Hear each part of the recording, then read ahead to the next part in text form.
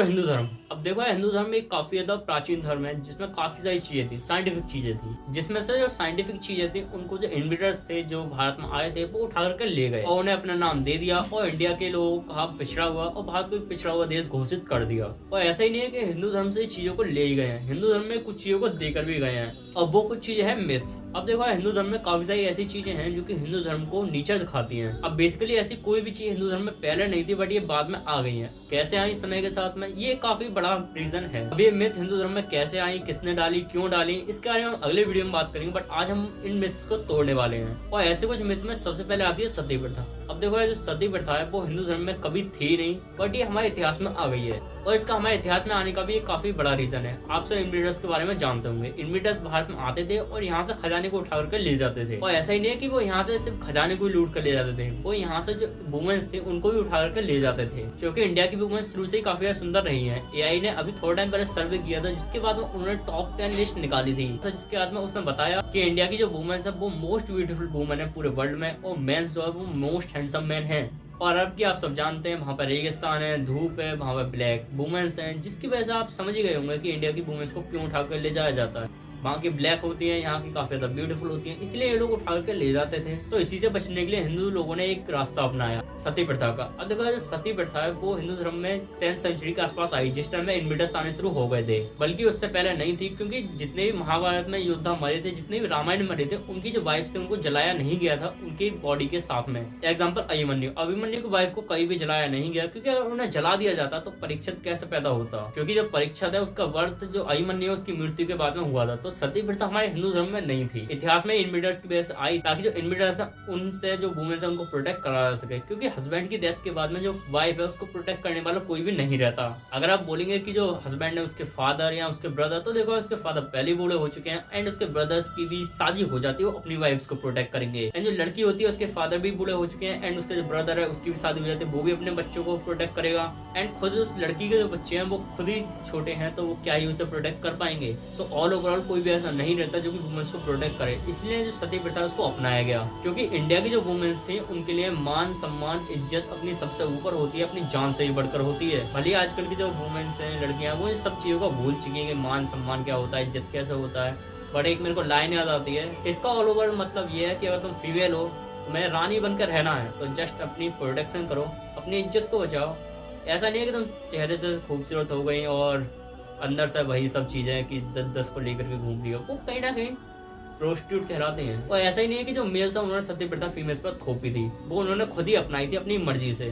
और इसका सीधा एग्जांपल है जौहर और सती प्रथा में बस इतना सा डिफरेंस है कि जो जौहर है वो हस्बैंड की बॉडी के बिना हो जाता है, बट सती प्रथा उसमें हस्बैंड की बॉडी के साथ में जो फीमेल उसको जलाया जाता है। एंड जौहर को कोई फोर्सफुली नहीं करता था, जौहर को जो रानियां थी और जो फीमेल्स थी वो खुद अपनी मर्जी से करती थी, ताकि वो अपनी इज्जत को बचा सके, अपने मान सम्मान को बचा सके। क्योंकि इंडिया की जो फीमेल थी उनके लिए मान सम्मान इज्जत बढ़कर था अपनी जान से, और मरने का क्या ही फायदा अगर मरने के बाद भी तुम्हारी इज्जत जा रही है तो इसीलिए वो अपनी बॉडी को कम्प्लीटली डिस्ट्रॉय कर देती थी। क्योंकि जो इन्वेडर्स थे वो दिमागी रूप से बीमार थे, उन्हें नेक्रोफिलिया नाम की बीमारी थी। एंड नेक्रोफिलिया में इंसान लिविंग एंड डेड के बीच में डिफरेंशिएट नहीं करता है, वो जस्ट फिजिकल हो जाता है। मरने के बाद भी अपने इज्जत सम्मान को बचाने के लिए उन्होंने जलने का रास्ता अपनाया था, क्योंकि कम्प्लीटली बॉडी ही डिस्ट्रॉय हो जाए, मरने के बाद भी कम से कम इनको इज्जत बच जाए। क्योंकि जो इंडिया की फीमेल थी उनके लिए अपने मान सम्मान इज्जत बढ़कर थी अपनी जान से, और इस बात को आजकल ये फीमेल्स है वो नहीं समझ पाएंगी, क्योंकि आजकल जो फेमिनिस्ट है वो इस चीज को समझने देना ही नहीं चाहते उन्हें। है ये टॉपिक के साइड की बात है, इस पर हम फिर कभी बात करेंगे। बट अगर हम बात करें बाल विवाह की, तो बाल विवाह भी कहीं ना कहीं इसी की वजह से आया था। जैसे कि मैंने बताया कि जो इन्वेडर्स भारत में आते थे और यहाँ की फीमेल्स को उठाकर ले जाते थे एंड वो डिफरेंशिएट नहीं करते थे, वो बूढ़े जवान औरत बच्चे मर्द जानवर सबके साथ में फिजिकल हो जाते थे, क्योंकि वो बीमार थे। उन्हें जूफीलिया था, नेक्रोफीलिया था, उन्हें पेडोफीलिया भी था, उन्हें होमोफीलिया भी था, जिसकी वजह से वो जो फीमेल थी ना माइनर्स, उनको भी उठाकर ले जाते थे। तो जो माइनर्स थे यानी कि जो 13 से नीचे की लड़कियां थी, उनको कहीं ना कहीं प्रोटेक्शन देने के लिए एक प्रथा अपनाई गई, बाल विवाह की प्रथा। पहले की एक खास क्वालिटी बताता हूँ, पहले की जो फीमेल्स थी वो लॉयल होती थी, इसलिए जो उनके हस्बैंड होते थे वो उनकी प्रोटेक्शन के लिए जान भी दे देते थे। तो इसी वजह से जो बाल विवाह की प्रथा शुरू करी गई, क्योंकि पहले के टाइम में जो लोग होते थे उनके पास में 5-6 बच्चे होते थे। अब आप सोचिए कि 3 लड़कियां एक फादर के पास में और उसकी खुद की वाइफ यानी all over 4 females. And invaders उस घर में ज्यादा घुसते थे जिसमें ज्यादा फीमेल्स हों, क्योंकि उन्हें कम मेहनत करनी पड़ी, ज्यादा फीमेल्स मिल रही है। तो इसी चीज से बचने के लिए उन लोगों ने बाल विवाह शुरू कर दिया, ताकि जो फीमेल्स हैं वो सब अपने अपने घर पर रहें, और जो मेल है, जो फादर है, उसको सिर्फ अपनी वाइफ की प्रोटेक्शन करनी पड़े। जो बच्चियां हैं उनकी प्रोटेक्शन उनके हस्बैंड करेंगे, चाहे उनकी जान चली जाएगी, लेकिन हाँ प्रोटेक्ट तो करेंगे, ये बात कंफर्म है। ऊपर से यही बात हो जाती है कि जब जो ससुराल होती है उसमें जो फीमेल है वो कम अपने घर से बाहर निकलती है, तो बच्चियां वो जब अपने घर से बाहर ही नहीं निकलेंगे तो सीधी सी बात है यार, जो इन्वेडर्स हैं वो रास्ते पर से तो नहीं उठा के ले जाएंगे, और घर में घुसेंगे भी तो यार पूरी बस्ती है उनसे लड़ने के लिए। तो इस तरीके से बाल विवाह के थ्रू कहीं ना कहीं जो माइनर्स थी, जो बच्चियां थी, जो देवियां थी, उनको प्रोटेक्ट करने की कोशिश करी गई थी। बाकी ये भी कोई गलत चीज नहीं थी, इसको भी जो फीमेल्स है उन्होंने अपने आप स्वीकार करा था। नेक्स्ट पर्दा प्रथा। अब देखा जो पर्दा प्रथा है वो भी कहीं ना कहीं इसी की वजह से आई थी। जो इन्वेडर्स थे वो कहीं ना कहीं जो ब्यूटीफुल वुमेन्स थे उनको उठा कर ले जाते थे, इसलिए जो पर्दा है उसको लाया गया। किसी की ब्यूटी नहीं दिखे कि कौन कितना सुंदर है, जिसकी वजह से वो डिफरेंशिएट नहीं कर पाए कि किसको ले जाना है किसको नहीं ले जाना है, एंड वो कहीं ना कहीं थोड़े से तो कंफ्यूज रहे। तो पर्दा प्रथा है वो भी हमारे हिंदू धर्म में नहीं थी। एग्जाम्पल आप देवियों को देख सकते हैं, इसमें किसी के भी ऊपर पर्दा नहीं है, मतलब हिंदू धर्म में उसमें पर्दा नहीं था, बट ये आया था सिर्फ और सिर्फ इन्वेडर्स की वजह से, ताकि ब्यूटी ना दिखे, डिफरेंशिएट ना कर पाए, वो जितने में डिफरेंशिएट करें उतनी में उनको मार के भगा दिया जाए। इस चीज को भी जो वुमेन्स थे उन्होंने खुद ही स्वीकार करा था। नेक्स्ट की वुमेन्स को पढ़ने का अधिकार नहीं था। अब देखो ये सबसे बड़ा झूठ है कि वुमेन्स को पढ़ने का अधिकार नहीं था। आप हमारे हिंदू धर्म में अहिल्या एंड तुलसी को देख सकते हैं, जिन दोनों ने श्राप दिए थे। अहिल्या ने दिया था चंद्रमा को पत्थर बनने का, एंड जो तुलसी माता थी उन्होंने पत्थर बनने का दिया था विष्णुदेव को श्राप। देखो यार कोई वुमेन है अगर उसको श्राप देना है तो सीधी सी बात है मंत्रों को उच्चारण करना पड़ेगा, और मंत्र को उच्चारण कौन कर सकता है? जिन्होंने मंत्र पढ़े होंगे, यानी कि जो पढ़ा हुआ होगा वही मंत्र पढ़ सकता है, वही श्राप दे सकता है। तो आप कैसे कह सकते हैं कि जो वुमेन्स थे उनको पढ़ने का अधिकार नहीं था? इन रियलिटी जो वुमेन्स थे उनको पढ़ने का अधिकार था, बट उन्हें भी पढ़ने से रोका गया सिर्फ इन्वेडर्स की वजह से। आप स्कूल की जानते होंगे, स्कूल का एक फिक्स टाइम होता है कि 8 बजे आपको स्कूल जाना है तो जाना है, तो उसी 8 बजे के आसपास मान लीजिए कि सभी की सभी जो फीमेल्स हैं वो स्कूल जाती हैं और लौट कर नहीं आती हैं, क्योंकि स्कूल टाइम में लड़कियों को उठाने के लिए जो इन्वेडर्स हैं उन्हें ज्यादा मेहनत तो नहीं करनी पड़ रही है, प्लस उन्हें यंग फीमेल्स भी मिल रही है, इसलिए वो स्कूल टाइम में खास करके जो फीमेल्स हैं उनको उठा करके ले जाते थे। तो इसी चीज से उन्हें बचाने के लिए जो उनके पढ़ने का सिस्टम था वो खत्म कर दिया गया, यानी कि वुमेन्स उनको घर में रखा गया, उन्हें पढ़ने से मना कर दिया गया, क्योंकि देखा कि वो जाता रही है पढ़ने और रास्ते में उन्हें इन्वेडर्स उठा करके ले गए। एंड इस चीज को जो फीमेल्स है उन्होंने खुद ही स्वीकार करा था, कोई भी फीमेल्स पर थोपा नहीं गया है ये सब चीजों को। नेक्स्ट की जो वुमेन्स है वो मेल की इक्वल नहीं है। जी हाँ, मैं मानता हूँ बिल्कुल इक्वल नहीं है, बल्कि जो फीमेल्स है उनको हमेशा जो हिंदू धर्म है उसमें मेल से ऊपर रखा गया है। अगर आप हमारे हिंदू धर्म में किसी भी देवी देवताओं का नाम लेते हैं एक साथ में, तो हमेशा फीमेल्स से उनका नाम पहले आता है। एग्जाम्पल गौरी शंकर, सीताराम, राधे कृष्ण, हमेशा जो फीमेल्स है उनका नाम पहले लिया जाता है, क्योंकि उनको सुपीरियर माना जाता है। और बात रही कि फीमेल्स को इक्वल राइट नहीं दिया जाता है, तो मैं बता दूं जो केकई ने 3 वचनों का यूज करा था वो इसे कैसे मिले थे आपको पता है? मैं बताता हूँ। केकई एंड दशरथ, अब ये दोनों को आप जानते होंगे राम के माता एंड पिता थे। जो दशरथ थे वो एक बार देव असुर संग्राम में लड़ने के लिए गए थे, एंड वहां पर उनके रथ का पहिया निकल रहा था, तो उस रथ के पहिए के निकलने से पहले उनकी जान बचा ली थी केकई ने। लेकिन मैं एक बात पूछना चाहता हूँ कि आखिर जो देव असुर संग्राम है उसमें फीमेल करने क्या गई थी? क्या वहाँ पे केकई सिर्फ और सिर्फ खाना बनाने के लिए गई थी? नहीं, वहाँ पे जो की गई थी वो जो देव असुर संग्राम है उसमें लड़ने के लिए गई थी। एंड वहीं पर उनके 3 वचन भी मिले थे उन्हें, जिनका इस्तेमाल उन्होंने रामायण में किया, जिसको वो पूरी रामायण बेस्ड है। तो ऐसा कुछ नहीं कि जो फीमेल्स है उनको इक्वल राइट नहीं थे। फीमेल्स को हमेशा ही जो मेंस है उनसे सुपीरियर रखा गया है हिंदू धर्म में। बट हिंदू धर्म में जितनी भी चीजें हैं उन सबको जो उनके फिजिकल बॉडी है, मेंटल बॉडी है, उसके अकॉर्डिंग डिवाइड करा गया है। एंड बायोलॉजिकल चीजों को आप भी डिनाई नहीं कर सकते। जस्ट लाइक जो फीमेल्स है उनकी बॉडी काफी ज्यादा लाइट वेट होती है इन कम्पेयर टू मेल। तो मेल्स होते हैं उनकी बोन्स ज्यादा डेंसिटी की होती है, ज्यादा डेंस होती है in compare to women's. And और भी काफी सारे डिफरेंट हैं जो कि मेल एंड फीमेल बॉडी में है। सो कभी भी मेल फीमेल के इक्वल नहीं हो सकता। जो फीमेल्स है वो हमेशा ही मेल से सुपीरियर है। बट हाँ, आजकल के टाइम में मैं इस बात को नहीं मानता हूँ कि जो फीमेल्स है वो सुपीरियर है। आज की ये बात मत बोलना कि आज के जो मेल है वो फीमेल को सुपीरियर नहीं मानता, उन्हें मानना भी नहीं चाहिए।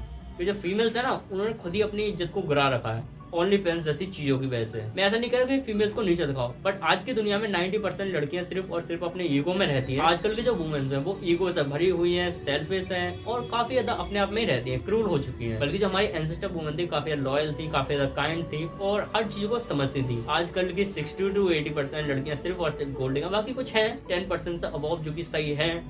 बट एक वही चीज है कि गेहूं के साथ में घुन भी पिसता है, इसलिए उनका भी यार नाम खराब होता है। बट हाँ, आजकल की दुनिया में कुछ ऐसी लड़कियां हैं जो कि सही है, जेन्युइन है, रियल है, लॉयल है, क्रूर नहीं है, एकदम काइंड है और हाँ अपने से पहले दूसरों का सोचती हैं। एंड जो लड़कियों को मारने वाली कुरीति थी वो भी मुगल्स की वजह से आई थी, क्योंकि जो मुगल्स थे वो अपने हरम के लिए जो खूबसूरत लड़कियां होती थी उनको उठा करके ले जाते थे, चाहे वो माइनर्स हो, मैरिड हो, नॉन मैरिड हो या फिर एज्ड हो, वो हर एज की लड़कियों को उठा करके ले जाते थे अपने हरम के लिए। एंड वहां पर उन्हें एज अ प्रोस्टिट्यूट रखा जाता था, मतलब राजा की ना तो उनसे शादी होती थी ना ही कुछ, बस उन्हें अपने डिजायर्स पूरे करने के लिए वो लोग रखते थे। एंड कभी कभी तो जो मंत्री वगैरह थे उनके लिए भी डिस्ट्रीब्यूट कर देते थे, मतलब वो लोग लड़कियों को एज अ ऑब्जेक्ट समझते थे। तो अब वो लड़कियों को जो पेरेंट्स है उनके सामने उठा करके ले जाते थे, तो पेरेंट्स भी कहीं ना कहीं जीते जी मर जाते थे। एंड वो लड़कियों को इसलिए मारते थे क्योंकि अगर वो जिंदा रहती तो उनकी लाइफ हो सकता है कि गटर से ही बदतर हो जाती, एक नर्क से ही बदतर हो जाती उनकी लाइफ। तो उस प्रोस्टिट्यूशन की लाइफ से, उस गटर की लाइफ से, उस नर्क वाली जिंदगी से बचाने के लिए जो लोग थे वो अपनी लड़कियों को मार देते थे। तो हिंदू धर्म में जितनी वुमेन से रिलेटेड गलत चीजें हैं वो सिर्फ और सिर्फ मिथ है कि हमारे हिंदू धर्म में आई थी इनब्रीडर्स की वजह से।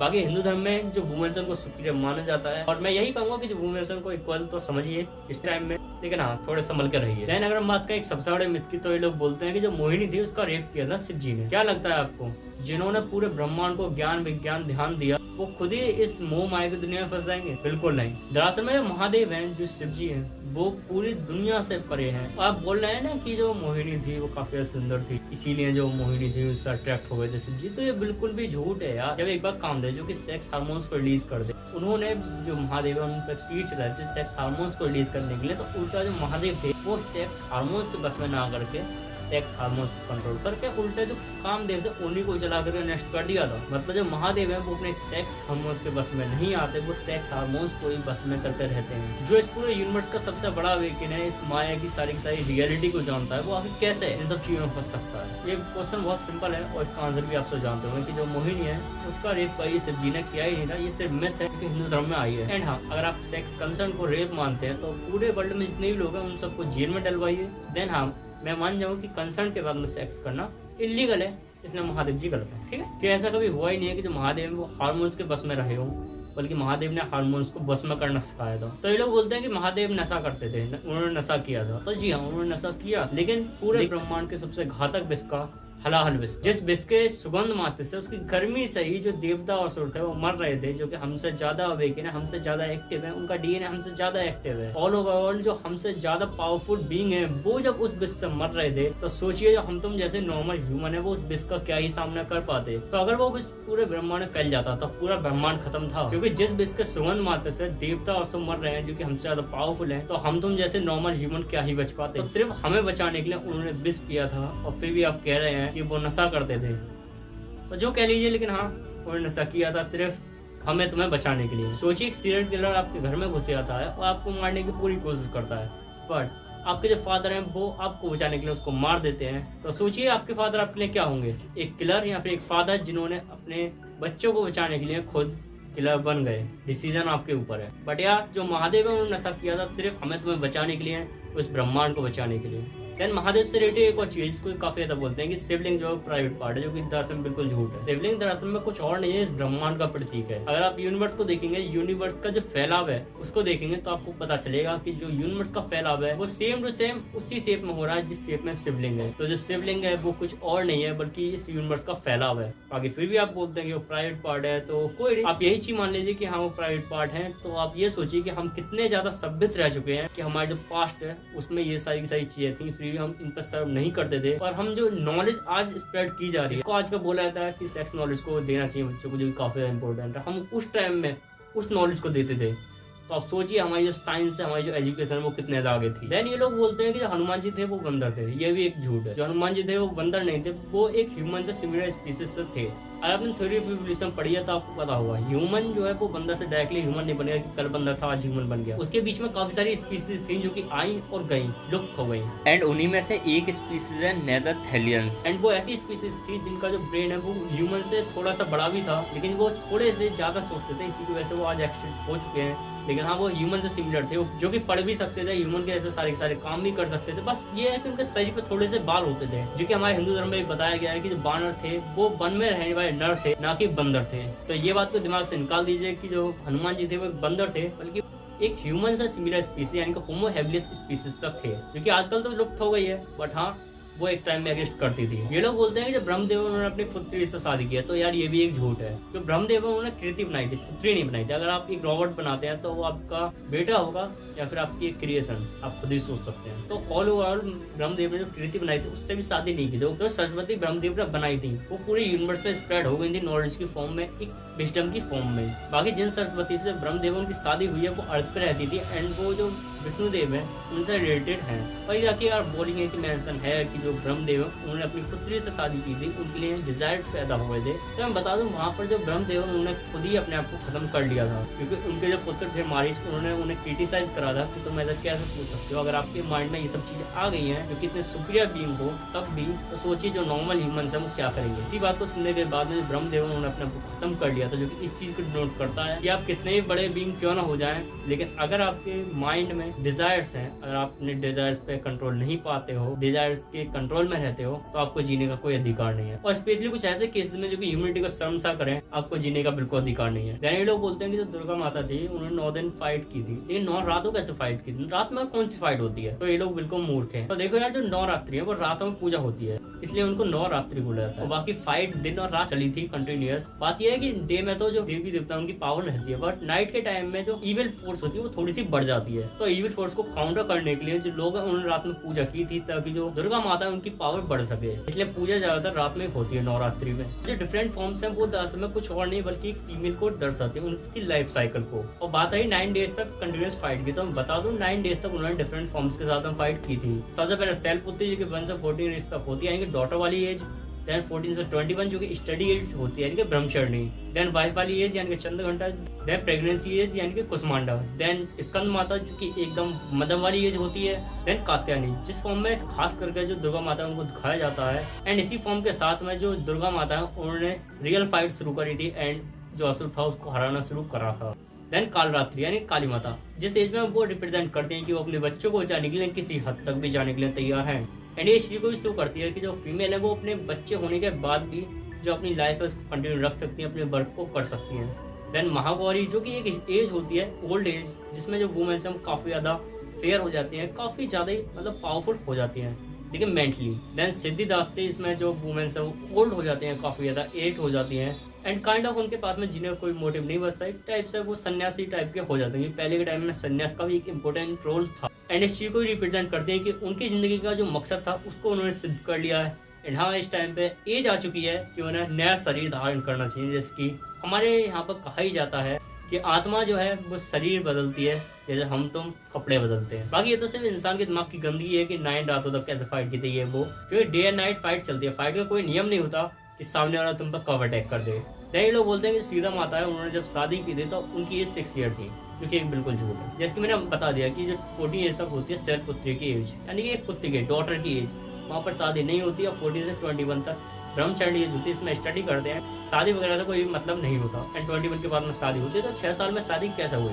अब यहाँ पे मैं एक लॉजिकल क्वेश्चन पूछना चाहूंगा। जो सीता माता थी उनके साथ में उनकी 3 बहनों की शादी हुई थी, तो जब सीता माता की एज 6 ईयर थी तो उनसे जो छोटी बहन थी उनकी 5 ईयर, उनसे छोटी की 4 ईयर, एंड जो उनसे छोटी होगी उनकी एज कितनी होगी? 3 ईयर।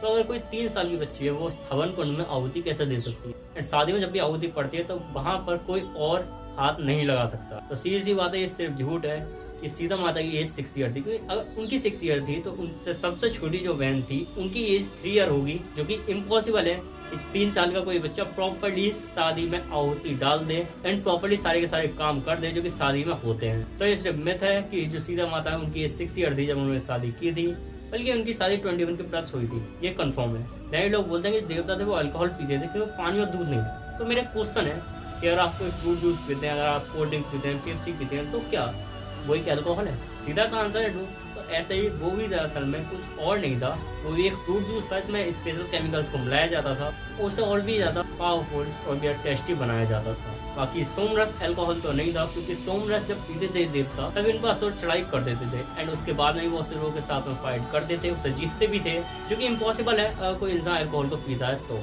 नहीं, लोग बोलते हैं कि जो मीट है उसका कंजप्शन हिंदू धर्म में वर्ज्य बताया गया है, और जो भगवान श्री राम थे उन्होंने मीट का कंजप्शन किया था जब वो वन में थे तब। देखो यार, जो मीट है उसका भी जो कनेक्शन है वो कहीं ना कहीं इन्वेडर्स और जो रूलर्स थे उन्हीं से जुड़ा है। जिस टाइम जो अंग्रेज आए थे और उनसे पहले जो मुगल वगैरह रह चुके थे, वो इन लोगों से इतना तक कर लेते थे कि उनके पास में खुद खाने के लिए कुछ भी नहीं बचता था, और इवन कई बार तो उनके जो घर वगैरह थे वो भी ये लोग हड़प देते थे सिर्फ और सिर्फ कर के चक्कर में।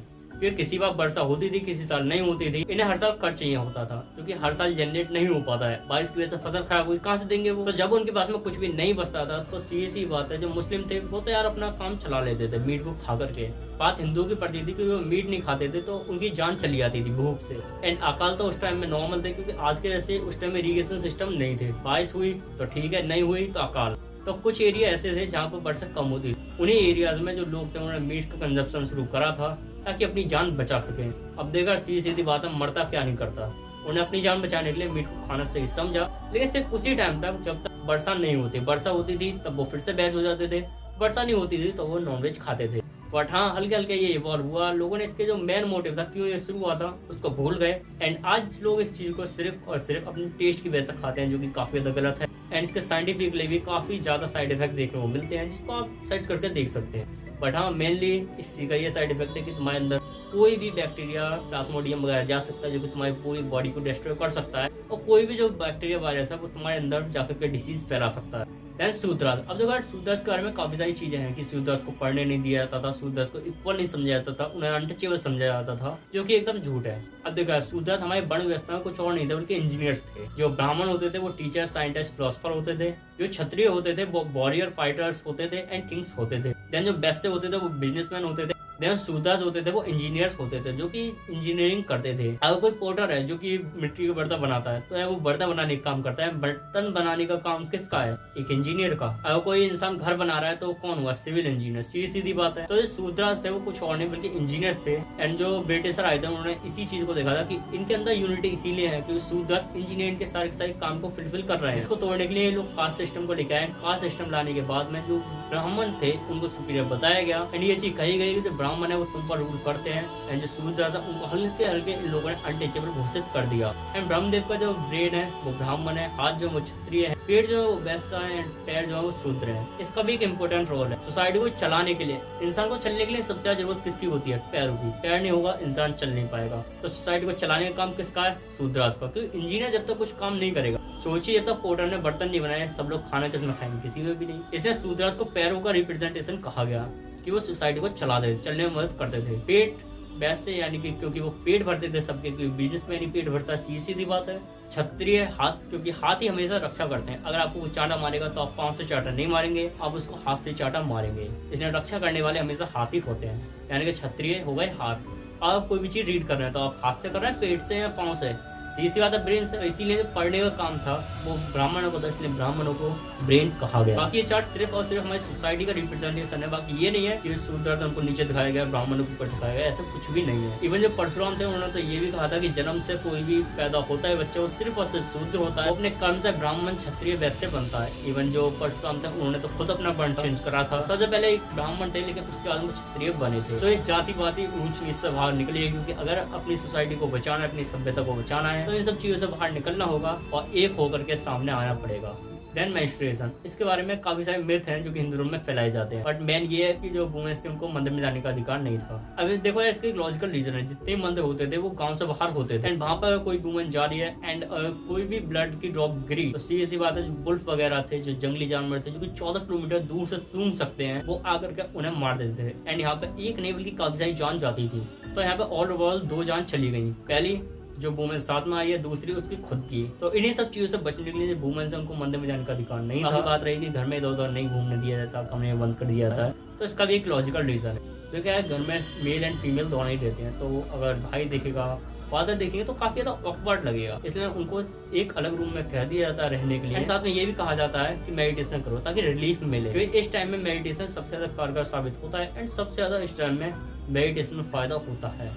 नेक्स्ट दहेज प्रथा। अब देखो यार, जो दहेज प्रथा है वो हिंदू धर्म में नहीं थी, बट ये आई थी अंग्रेजों के टाइम में, क्योंकि अंग्रेजों ने एक रूल बनाया था जिसके तहत जब भी किसी व्यक्ति का लड़का नहीं होता था, सन नहीं होता था, तो उसकी जो प्रॉपर्टी थी उसको हड़प कर लेते थे अंग्रेज। तो इसी चीज से बचने के लिए उन लोगों ने अपनी जो प्रॉपर्टी थी उसको ऐसा गिफ्ट मतलब दहेज के रूप में अपने जो बेटी थे उसको सौंप देते थे, क्योंकि अंग्रेजों के हाथ देने से अच्छा तो यही है कि हम किसी अपने को ही दे दें। तो दरअसल में दहेज प्रथा ये नहीं थी कि जो लड़का वाला था वो लड़की वाले से मांगता था कि मुझे 1 लाख रुपए चाहिए, मुझे 10 लाख रुपए चाहिए, ऐसा कुछ भी नहीं था। दरअसल में दहेज प्रथा के थ्रू जो प्रॉपर्टी बेच जाने वाली थी उसको वो अपनी लड़की के लिए गिफ्ट कर देते थे, ताकि उसकी जो लड़की है और उसके जो दामाद है उसकी लाइफ थोड़ी बेटर हो सके। देन एक थ्योरी है जिसको सोसाइटी को डिवाइड करने वाले लोग काफी ज्यादा बोलते हैं, आर्यन द्रविड़, जिसके अकॉर्डिंग जो ब्राह्मण बनिए और जितने जनरल वाले लोग हैं वो आर्य हैं और वो बाहर से आए एंड यहाँ पे आकर उन्होंने जो द्रविड़ लोग हैं SC ST OBC उन पर कॉन्कर कर लिया, राज कर लिया, जो कि एकदम झूठ है। देखो यार, इस चीज को साइंटिस्ट है वो खुद ही नकार चुके हैं कि ऐसा कुछ भी नहीं है। इवन जो सभी इंडियन है जो कि भारत में रह रहे हैं उन सभी का DNA भारत का ही है, और अभी का नहीं है, 40,000 साल पुराना बताया उन्होंने साइंटिफिकली, बट इससे ही पुराना है, बट 40,000 साल तो उन्होंने बताया है। और ये भी कहा है सभी भारत के कोई बाहर का नहीं है, बट फिर भी ये लोग नहीं मानते। एंड इनके अकॉर्डिंग जितने भी देवी देवता थे वो आर्य राजा थे, जिसके राम आर्य राजा थे, एंड जो रावण था वो द्रविड़ राजा था। तो आर्य राजा थे वो बाहर से आकर के यहाँ के द्रविड़ राजा को हराया था, एंड जितने भी राजाओं ने यहाँ पे द्रविड़ राजा को हराया था उन्हें देवता की श्रेणी दी गई थी। एंड इनका ये मानना है कि जितने भी आर्य राजा थे उन्होंने द्रविड़ राजा को हराया था। एग्जाम्पल, राम ने रावण को आकर के हराया था। रावण को अवतार इसीलिए बताया जाता है क्योंकि उन्होंने द्रविड़ राजा को हराया था। एंड इनके अकॉर्डिंग जितने भी द्रविड़ राजा हैं उनको असुर कहा गया, और जितने भी आर्य राजा थे उन सबको देवता कहा गया, जो कि एकदम झूठ है। अगर हम रावण का भी एग्जांपल लें तो रावण किसकी पूजा करता था? शिव जी। रावण को जितने भी वरदान थे वो कौन देते थे? शिव जी। एंड शिव जी एक देवता है, तो शिव जी अपनी जो पावर्स है क्यों ही एक द्रविड़ राजा को देंगे और उसे ही हराना है? तो सीधी सी बात है, ये थ्योरी यहीं पे कोलैप्स करके खत्म हो जाती है। एंड ऑल ओवरऑल जितने भी लोग हैं वो हिंदुस्तान के हैं, वो भारत के हैं, और कोई भी अलग नहीं है। हिंदू धर्म में ऐसा कुछ नहीं है कि आर्य राजा बाहर से आए और द्रविड़ पे कंट्रोल कर लिया, बल्कि आर्य द्रविड़ वर्ड आए थे 2 चीजों से। आर्य मतलब ऊपर, जो शिखर के ऊपर रहते थे। अब देखो यार, नॉर्थ है उसमें आप एक चीज देख सकते हैं कि नॉर्थ में ज्यादा पहाड़ी एरिया है, इसमें पहाड़ी वगैरह के राजा थे, इसलिए उनको आर्य कहा जाता था क्योंकि वो ऊंचाई पर रहते थे। एंड द्रविड़ 2 वर्ड से मिलकर बना है, द्रव और एंड। द्रव मतलब पानी, एंड मतलब 3 साइड। ऑल ओवर द्रविड़ का मतलब हुआ कि 3 साइड से पानी से घिरा हुआ, मतलब इतना भी साउथ इंडिया है जो कि कोस्टल इंडिया वो सारा का सारा द्रविड़ कहलाता है। एंड द्रविड़ से ऊपर का जितना भी है वो ज्यादा माउंटेन एरिया है, इसलिए उसको आर्य कहा जाता है। बट हाँ, इतना है कि जो भी है दोनों के दोनों एक ही है, हम सब भारत के लोग हैं। एंड यहाँ पर सभी ने अपना कॉन्ट्रीब्यूशन दिया है। एक तरफ साउथ जिसने हमेशा हिंदू धर्म को आगे बढ़ाया है, एक तरफ नॉर्थ जिन्होंने हमेशा ही इनब्रीडर्स से भारत को बचाया। तो दोनों हिंदू धर्म का पार्ट है, दोनों को एक दूसरे की रेस्पेक्ट करनी चाहिए क्योंकि हम सब एक है। हिंदू धर्म की मेन फिलॉसफी यही है कि हम सब एक है, हम सब एक परमात्मा से बने, हमारा शरीर जो अन्न से बना है जो कि एक ही चीज है, तो हम